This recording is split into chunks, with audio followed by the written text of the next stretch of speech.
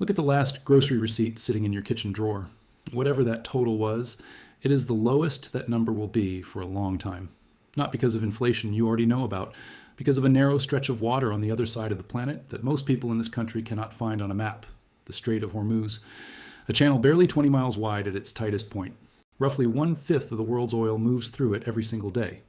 And since the end of February, almost none of it has. You have heard about the gas prices. What nobody told you is everything else that quietly rides through that same water. The medicine in your cabinet, the coffee in your cup, the rice in your pantry, the fertilizer that grows half of what ends up on your plate. Welcome to the Survival Research. This is where we dig up what the supply chain hides until the shelves are already empty.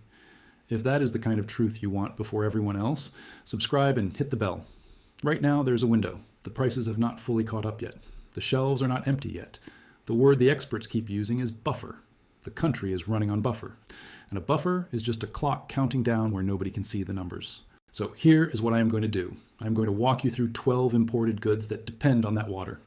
12 things you can put on a shelf today while they are still cheap and still here. Not panic, not hoarding. Just being early instead of late. Stop for 1 second before we go deeper. Because what I am about to show you is only part of the picture. I pulled together the full breakdown of every choke point that feeds your kitchen. The exact shipping routes, the real price data, the timeline analysts are watching. It is all inside the Survival Research documentation. The link is in the description and pinned in the comments. One access. Every analysis, permanently yours. Now stay with me, because the first item on this list is already in your medicine cabinet. Let me start there, with the pills.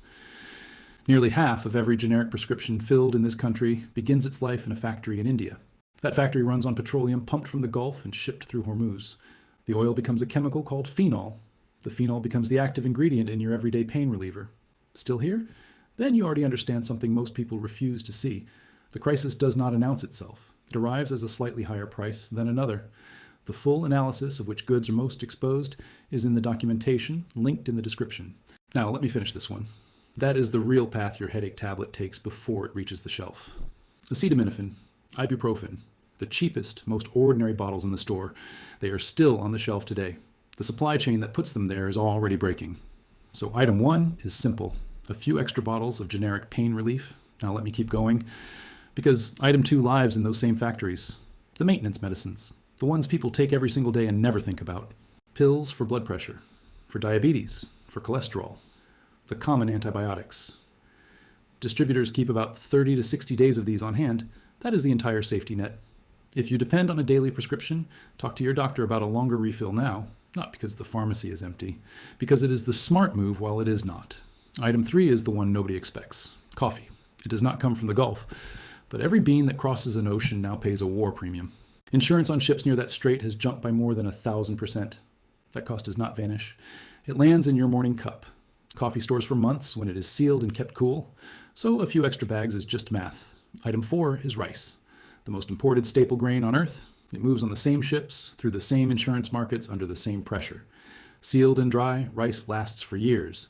This is the easiest shelf you will ever fill. Item 5 is cooking oil. Petroleum drives every step of how it is pressed, packaged, and moved. And there's a second hit coming behind it that almost nobody is talking about. Fertilizer. The Gulf supplies a huge share of the world's nitrogen fertilizer. Roughly 1/3 of global fertilizer trade passes through that one strait. The price of urea at the import hubs has already climbed sharply. Here's the part that matters. That cost does not hit your plate today. It hits in 6 to 12 months, when this season's crops come in smaller and more expensive, which makes item 6 anything that fertilizer grows in canned preserves, canned vegetables, canned beans, dried produce. The harvest you're buying is next year's. Item 7 moves us out of the kitchen. Batteries and small electronics. China has ordered its refineries to cut fuel exports. That decision is raising the shipping cost on electronics headed to this country. A stockpile of common batteries costs almost nothing now and only goes up. Item 8 is spices and the imported pantry staples you never think to replace. They almost all route through Asian and Gulf shipping lanes. They are light, and they last, and they vanish from shelves quietly. Item 9 is fuel that you can actually store safely. Propane for cooking and heat. The crisis is, at its core, a fuel crisis. Store it the right way, in the right containers, outdoors, and a few tanks buy you independence. Item 10 is anything wrapped in plastic. The Gulf is one of the largest suppliers of the chemical feedstock that makes packaging. When that input gets expensive, everything inside the packaging gets expensive too. Item 11 is tea, and same ocean routes, same insurance premiums, same quiet climb and price. And item 12 is the one I want you to take most seriously: water filtration. Across the world, this same crisis has already triggered water shortages downstream. A filter and spare cartridges are the cheapest insurance against the worst case there is. Now look at what these 12 things have in common.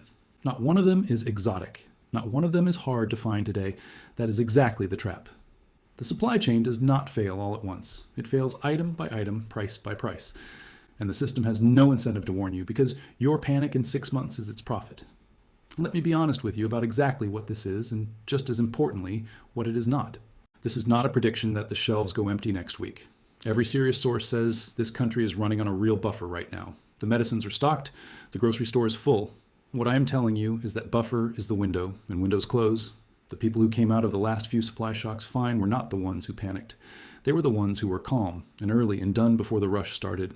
So here is the choice in front of you. You can wait until the price has doubled and the shelf has a gap where your item used to be. Or you can spend one quiet afternoon this week putting 12 cheap things on a shelf. The water will reopen eventually, maybe soon. But the receipt in your drawer already told you which direction the numbers are moving. The supply chain was never built for you. It was built to keep moving until it could not. Now you know what rides through that water before it reaches your door. If this opened your eyes, subscribe and share it with someone who still thinks this is only about gas. The next analysis is already coming, and what it uncovers is bigger than one strait.